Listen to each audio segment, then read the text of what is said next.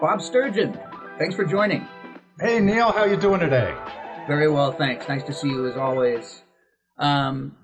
So, you and I have known each other for 4 years now, but that is not exactly where your Quickbase journey began. So I'd like to start by just asking you to kind of cover where in the world was Bob Sturgeon when you first found Quickbase, and what were you doing with it?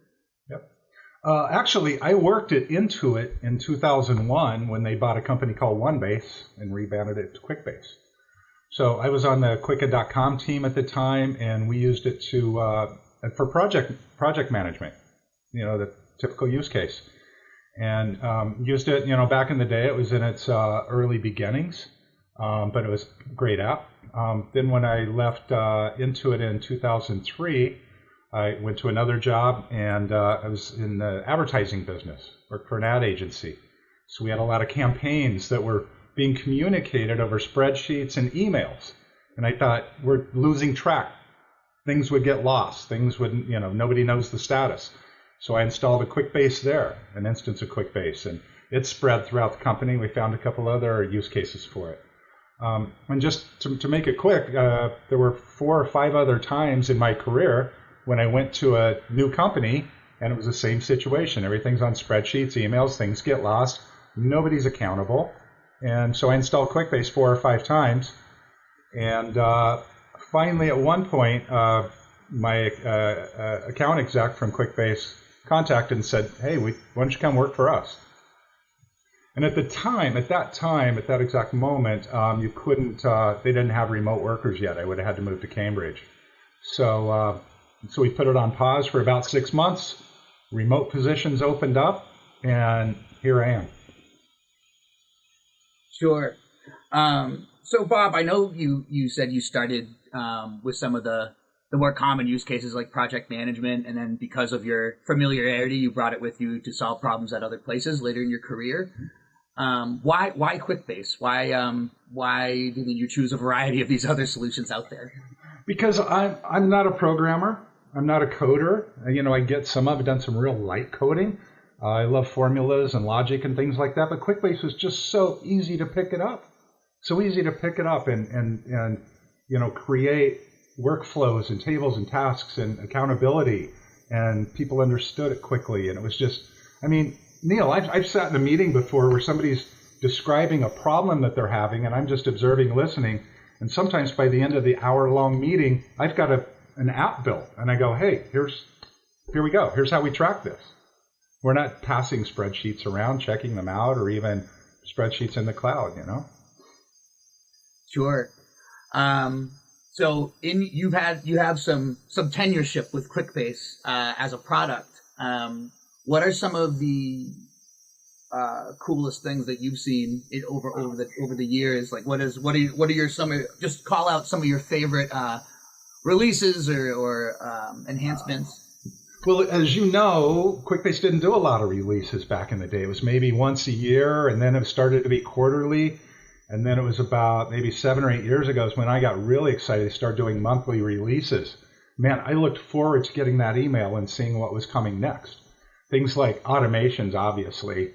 And then after I joined, we got pipelines. But automations were huge. And being able to do record pickers with something that's so simple now that we didn't have, say, 10 years ago, a record picker with all kinds of information from the parent that you're picking it from. You could build reports and do that. APIs, the RESTful APIs now, and just building rich text buttons. Rich text fields were huge. I keep forgetting. So many things we take for granted now weren't here 5 to 10 years ago. Yeah, it's pretty wild. Even in my 6 years, it's amazing to think back.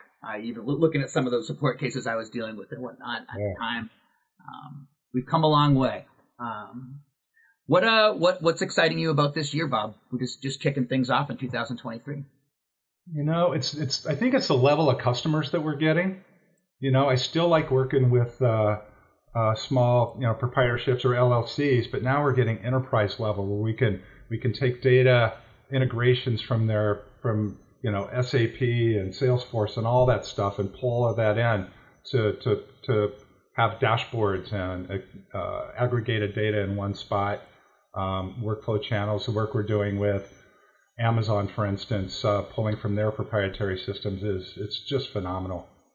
Sure. And you are now a technical enablement consultant by title. Tell me more about that. What are you up to? I have the coolest job. I get to teach people how to use the tool that has been my hammer for every nail for the last 20 years. I get to teach people how to use it. And I love taking people who have not even touched Quickbase before. We start a new app. Here's your open palette. And then we dive in. And it's just, I mean, I have goosebumps now. It's kind of weird, but I get that excited about it. When people, you see their light bulbs come on. I've had people who had no Quickbase experience I started with maybe a couple of years ago who have even surpassed my technical abilities now. They've gone in deep, deep, deep on certain things. And it's just like, you know, I'm like the teacher that's like so proud of their students, you know. It's like, you guys are awesome. Fantastic. And so, how do you describe Quickbase? What's your in a few sentences? How do you explain it to someone? It's a blank palette. It's like it's a database, open source database that you can make it do basically anything. And that's why it's so hard that, you know, we've had a hard time defining what it is. It's like you tell somebody it's an app that can do about anything. Well, you know, you've got to describe it anymore. So what I usually do is give some examples. You know, it can be a CRM for your business. It can manage project management. I've got some really incredible customer use cases that I can't name because of security issues and things like that. But just the workflows, it keeps everybody informed. All the data's in one place. You're not passing around spreadsheets. You log in and there's your data. And you can manipulate it. You can add to it. You can move it around, analysis. Back in my previous to joining Quickbase, I did a lot of deep dive analysis with it that I don't get to do anymore. Maybe I miss a little bit of that, but there's where you dig in and you're creating formulas and just mining data.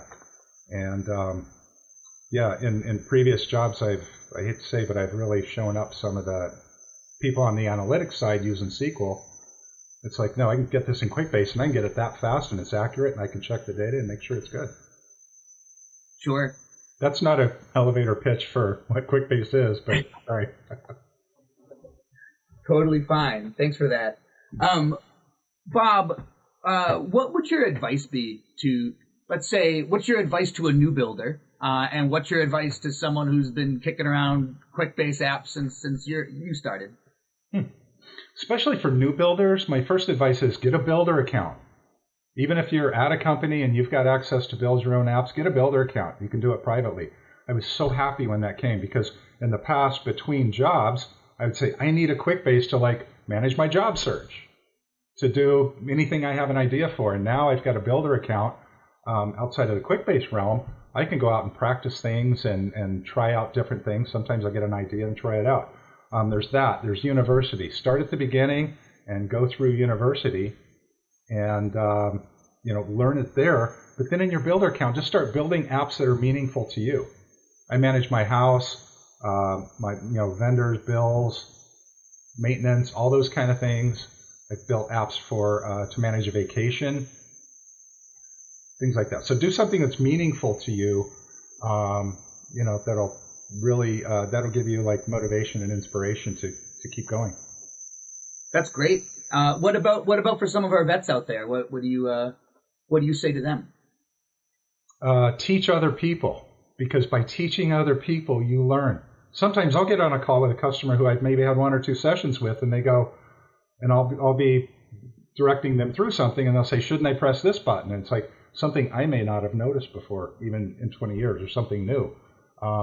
They find things, and then you see things through their eyes. It's like having a kid, and you see things through their eyes that they're learning, and it's just it's a new window for me. So that helps me train other people too.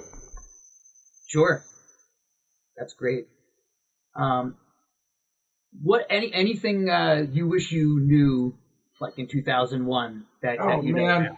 I always say I wish I had me 10 years ago. because we had no techs. We had no services. We had tech support, and that was it. And you know, I didn't want to ever go to tech support for a maybe kind of a strategy question. Should I have a many-to-many table, or should I just have some multi-selects and drop-downs and things? Should I, you know, how do I go about thinking about this app? How do I structure it? And I didn't have anybody to bounce it off on. So I had a whole lot of learning through trial and error.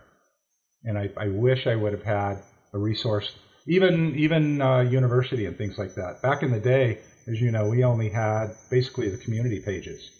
And those were pretty valuable. And then Empower came along. Oh man, my first two Empowers, I came back with a notebook of things, like all these things I wanted to do, and it just took it to the next level.